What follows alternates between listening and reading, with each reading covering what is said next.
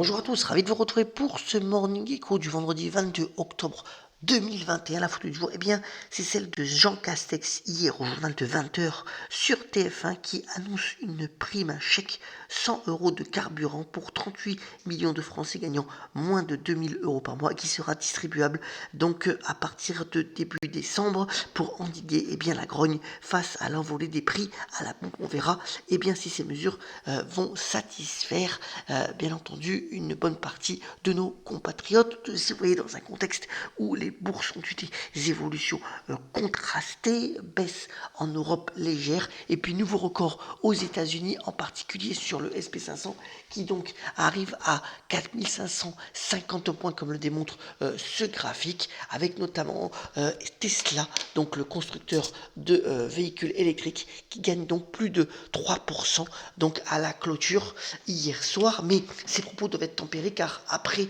donc la séance, il y a eu des résultats qui ont plutôt douché l'appétit des investisseurs, notamment sur les réseaux sociaux. Vous voyez que Snapchat, le réseau, l'action a perdu plus de 20% après séance pour des résultats et des revenus en baisse et des perspectives moins florissantes. Dans le secteur des semi-conducteurs, c'est la même chose pour Intel qui perdait donc plus de 6% là aussi, bien sûr des résultats meilleurs que prévu, mais des perspectives un peu moins réjouissantes. On verra aujourd'hui, bien entendu, l'évolution. En revanche, en Europe, c'est toujours éclatant au niveau des résultats, c'est un peu la tendance actuelle. Là encore, le géant des cosmétiques L'Oréal a fait mieux que prévu et avec des bonnes perspectives.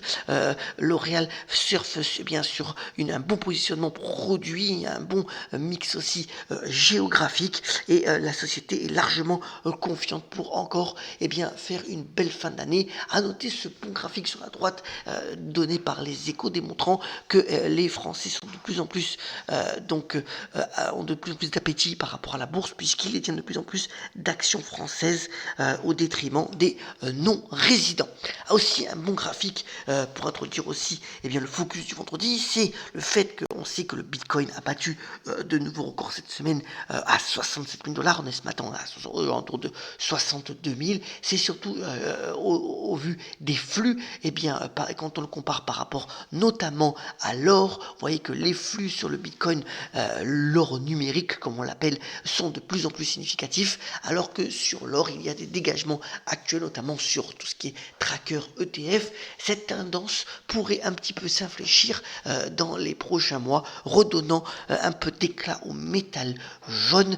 On verra si cela s'avère prochainement. Alors le focus justement, c'est le fait de dire que depuis le début de l'année, il y a eu un vrai changement et les États-Unis sont devenus le nouvel Eldorado du minage des crypto-monnaies, en particulier du Bitcoin. En fait, depuis que la Chine a arrêté le minage, donc depuis un peu plus d'un an, c'est les États-Unis qui ont pris la première place mondiale, et ça de façon assez rapide, avec des États qui jouent complètement le rôle, notamment le Kentucky, l'État de New York, mais surtout le Texas, qui se définit donc comme la crypto state, puisque via son gouverneur Ted Cruz, qui avait été candidat notamment à l'élection présidentielle américaine, tout est fait pour favoriser l'emploi d'énergie verte, pour pouvoir miner très rapidement et s'octroyer une grande place de marché. Donc l'industrie du minage se refait aussi une image aux États-Unis avec succès, même si certains s'inquiètent des conséquences à moyen et long terme, notamment sur l'environnement. Alors d'autres États aussi, comme la Pennsylvanie, veulent en profiter. Ça a été démontré cette semaine, notamment avec la mise en bourse de Stronghold Digital Mining, qui donc s'est introduit avec une hausse de plus de 36% sur 2 jours.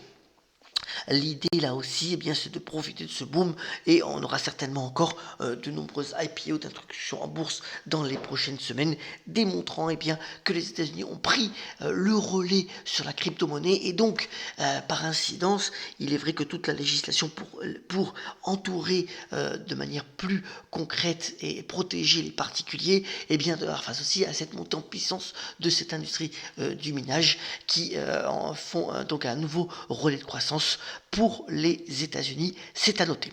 Alors, c'est vendredi, une petite page culturelle rapide. D'abord, Philippe Mouvard, qui est toujours l'œil aguerri, puisqu'il sort un nouveau livre, notamment sur toutes les conséquences du confinement et la Covid-19, avec des propos qui sont plutôt acides, si vous avez envie de lire des propos souvent bien éclairés. Et puis le 39e album de Astérix et le Griffon, qui est sorti à 5 millions d'exemplaires, mais avec des critiques un peu pas forcément extraordinaires, un peu d'ennui au fil des pages. C'est quand même étonnant, car normalement la sortie d'Astérix c'est toujours un événement et c'est souvent salué par la critique. Faites votre propre idée. Il est vendu dans les librairies à 9,90 €. Terminons ce Morning Echo par la citation du jour, et nous vient du grand Georges Brassens, qui aurait fêté aujourd'hui son anniversaire. Il aurait eu 100 ans, ce chanteur indémodable, et qui a notamment déclaré: l'amitié n'exige rien en échange, juste de l'entretien. Je vous souhaite une excellente journée. Écoutez, pourquoi pas du Brassens pendant ce week-end. Ayons la pêche, à de la pêche d'ailleurs, et soyons solidaires, et on se retrouve la semaine prochaine pour de nouveaux Morning Echo. Excellente journée à toutes et à tous.